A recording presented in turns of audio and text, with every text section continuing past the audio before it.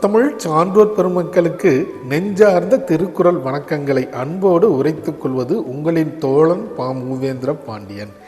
இன்றைய பொழுதில் நாம் நாளொரு திருக்குறள் வரிசையில் பொருட்பாலில் 96வது அதிகாரமாக உள்ள குடிமை என்ற அதிகார தலைப்பின் கீழ் அமையப்பெற்றுள்ள 952வது திருக்குறளை பற்றி இன்று நாம் அறியப் போகின்றோம். குடிமை என்பதற்கு நற்குடியில் பிறந்தோரின் பண்புகள் என்ற பொருளில் இந்த அதிகாரத்தின் தலைப்பு வான்புகழ் கொண்ட வள்ளுவரால் அழகாக வடிவமைத்து தரப்பட்டுள்ளது. இப்பொழுது நாம் 952வது திருக்குறளுக்கு செல்வோம்.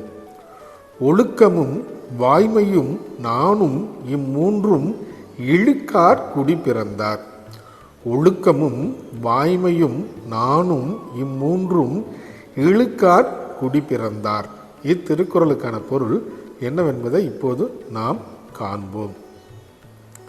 நற்குடியில் பிறந்தவர்கள் ஒழுக்கத்திலிருந்தும் உண்மை நிலையிலிருந்தும் பழிபாவங்களுக்கு நாணுதலில் இருந்தும் விலகாமல் எப்பொழுதும் நன்னெறியிலே வாழ்வார்கள் என்பது இத்திருக்குறளுக்கான பொருளாக உள்ளது. மீண்டும் பொருள்: நற்குடியில் பிறந்தவர்கள் ஒழுக்கத்திலிருந்தும் வாய்மை நிலையிலிருந்தும் பழிபாவங்களுக்கு நாணும் நிலையிலிருந்தும் விலகாமல் நன்னெறியில் மட்டுமே வாழ்வார்கள் என்பது இத்திருக்குறளுக்கான பொருளாக உள்ளது.